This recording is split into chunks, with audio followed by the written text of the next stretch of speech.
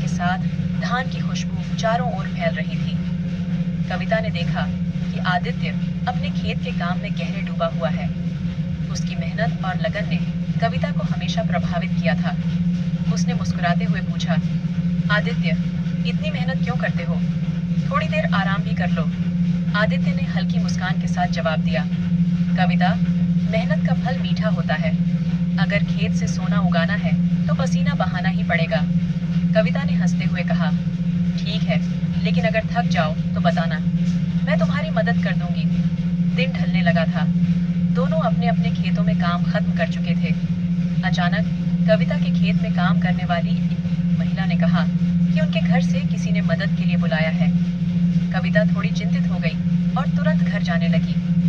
आदित्य ने यह देखा और तुरंत उसके साथ चल पड़ा। रास्ते में आदित्य ने कहा, तुम चिंता मत करो, मैं तुम्हारे साथ हूँ। अगर कुछ जरूरत होगी तो मैं संभाल लूंगा। जब वे घर पहुंचे तो पता चला कि कविता के पिता की तबीयत थोड़ी खराब हो गई थी। आदित्य ने तुरंत गांव के वैद्य को बुलाया और उनका इलाज कराया। उस दिन के बाद कविता और आदित्य के बीच का रिश्ता और भी गहरा हो गया। दिन, हफ्ते और महीने बीतते गए। धान के खेतों में काम करते करते उनकी दोस्ती धीरे धीरे एक गहरे रिश्ते में बदलने लगी। आदित्य ने महसूस किया कि वह कविता को सिर्फ एक दोस्त के रूप में नहीं, बल्कि अपने जीवन साथी के रूप में देखता है। एक दिन जब धान की फसल पूरी तरह से काटकर खलिहान में पहुंचाई जा चुकी थी, तो आदित्य ने कविता को पास के एक पीपल के पेड़ के नीचे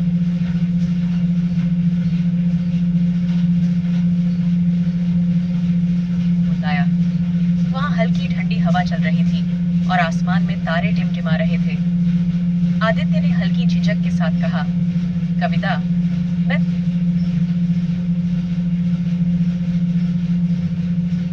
तुमसे कुछ कहना चाहता हूँ। कविता ने मुस्कुराते हुए पूछा, क्या बात है आदित्य? इतनी गंभीर क्यों लग रहे हो? आदित्य ने हिम्मत जुटाते हुए कहा, कविता, क्या तुमने कभी सोचा है कि हमारी ये दोस्ती एक नए रिश्ते में बदल सकती है? कविता थोड़ी चुप हो गई। फिर उसने धीमे स्वर में कहा, आदित्य, मैंने भी हमेशा तुम्हारे साथ खुद को सुरक्षित और खुश महसूस किया है। शायद यही सच्चे रिश्ते की शुरुआत होती है। उस रात पीपल के पेड़ के नीचे धान के खेतों की खुशबू के बीच दोनों ने एक दूसरे से अपने दिल की बात साझा की। सर्दियों का वह मौसम उनके जीवन में एक नई शुरुआत लेकर आया। गांव के लोगों ने भी उनकी जोड़ी को स्वीकार किया और दोनों परिवार खुशी खुशी उनके रिश्ते के लिए तैयार हो गए। कहानी यहीं खत्म नहीं होती, बल्कि यहीं से शुरू होती है। आदित्य और कविता ने न सिर्फ अपने खेतों को, बल्कि अपने जीवन को भी साथ मिलकर सजाने संवारने का वादा किया। धान की कटाई के बाद खेतों में पड़े पुआल का ढेर सुनहरी धूप में चमक रहा था।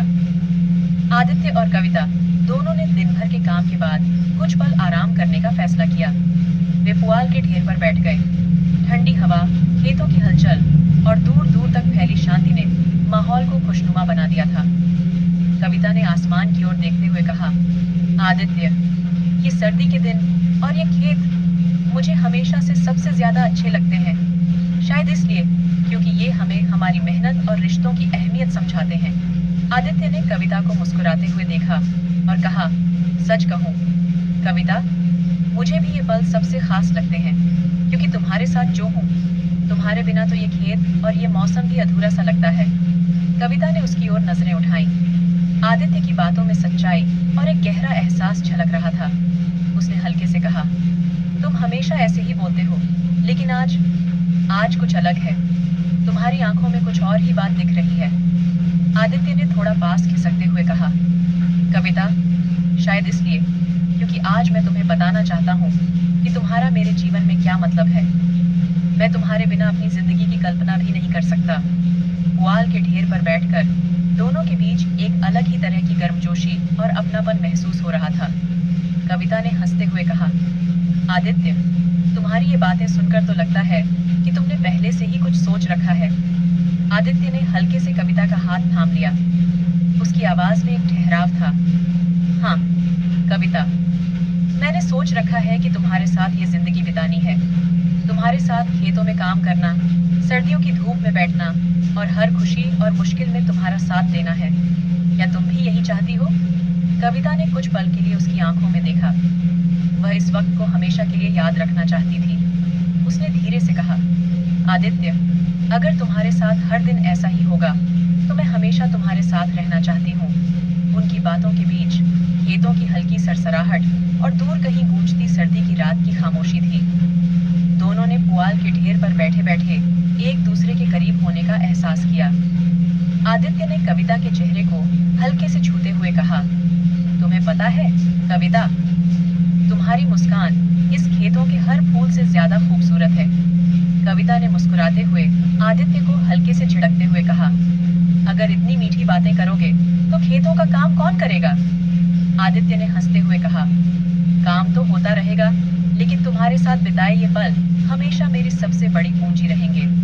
पुआल के ढेर पर बैठा वह पल, ठंडी रात और दोनों के बीच का नटखट और गहरा प्यार, ये सब उनकी कहानी का सबसे खूबसूरत अध्याय बन गया। उस रात तारे गवाह बने उन दो दिलों के मिलन के, जो न सिर्फ अपने सपनों बल्कि अपने खेतों की मिट्टी से भी जुड़े थे।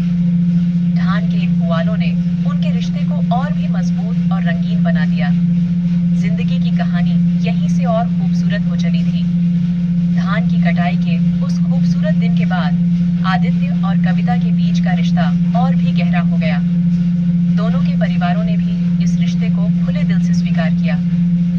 गांव के बुजुर्गों ने शादी की तारीख तय की और सर्दियों की गुनगुनी धूप में आदित्य और कविता की शादी धूमधाम से संपन्न हुई। शादी के दिन पूरा गांव खुशी से झूम उठा। खेतों में काम करने वाले हाथों ने इस खास दिन के लिए सब कुछ रोक दिया था। फूलों से सजे मंडप में आदित्य और कविता ने एक दूसरे का साथ निभाने का वचन लिया। शादी के बाद आदित्य ने कविता से कहा, अब तो तुम्हें मेरी जिंदगी का हर पल रंगीन बनाना पड़ेगा। कविता मुस्कुराते हुए बोली, अगर तुम्हारी जिंदगी का रंग मैं हूँ तो तुम्हें हर पल मेरा ख्याल रखना होगा। शादी की पहली रात, जब पूरा गांव गहरी नींद में था, आदित्य और कविता अपने नए जीवन की शुरुआत करने जा रहे थे। उनका कमरा फूलों से महक रहा था और ठंडी हवा खिड़की से झांक रही थी। कविता ने शर्माते हुए कहा, आदित्य, अब तो हमारी कहानी शुरू हो चुकी है, क्या तुम तैयार हो?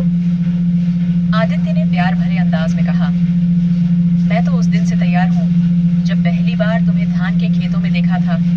आज से हर रात हमारी सुहागरात होगी कविता। वे दोनों उस रात एक दूसरे के करीब आए और अपने रिश्ते को एक नई गहराई दी। आदित्य ने वादा किया कि वह कविता को हर पल खुश रखेगा। आदित्य और कविता के बीच का प्यार दिन ब दिन बढ़ता गया। उनकी हर रात किसी उत्सव से कम नहीं थी। वे खेतों में दिन भर काम करते और रात में एक दूसरे के साथ अपने सपने साझा करते। आदित्य हमेशा कहता, कविता, तुम्हारे साथ हर दिन एक नई शुरुआत जैसा लगता है। कुछ महीनों बाद कविता ने आदित्य को खुशखबरी दी, वह मां बनने वाली थी। यह सुनकर आदित्य की खुशी का ठिकाना नहीं रहा। उसने कहा, कविता, तुमने मेरी जिंदगी को पूरा कर दिया। अब हमारा प्यार और भी मजबूत हो जाएगा। गांव में यह खबर फैलते ही हर तरफ उत्साह छा गया। दोनों के परिवारों ने कविता का खास ख्याल रखना शुरू कर दिया। समय के साथ कविता ने एक प्यारे से बच्चे को जन्म दिया। उनका घर अब खुशियों और बच्चों की किलकारियों से गूंजने लगा। आदित्य ने बच्चे को गोद में लेते हुए कहा, कविता, अब हमारे प्यार का यह सबसे खूबसूरत फल है। इसे मैं अपनी जान से भी ज्यादा प्यार करूंगा। कविता ने मुस्कुराते हुए कहा, और मैं तुम्हें, तुमने जो प्यार और देखभाल मुझे दी है वह हमेशा मेरे दिल में रहेगी। बच्चे के आने से उनकी जिंदगी और भी रंगीन हो गई। खेतों में मेहनत, घर में बच्चे की देखभाल और रात में अपने प्यार भरे पल, ये सब उनकी जिंदगी को एक परफेक्ट कहानी बना रहा था। आदित्य और कविता की जिंदगी अब एक खुशहाल परिवार की मिसाल बन चुकी थी। धान के खेतों की खुशबू और बच्चे की किलकारियों के बीच आदित्य और कविता की जिंदगी खुशनुमा चल रही थी। इसी दौरान आदित्य का छोटा भाई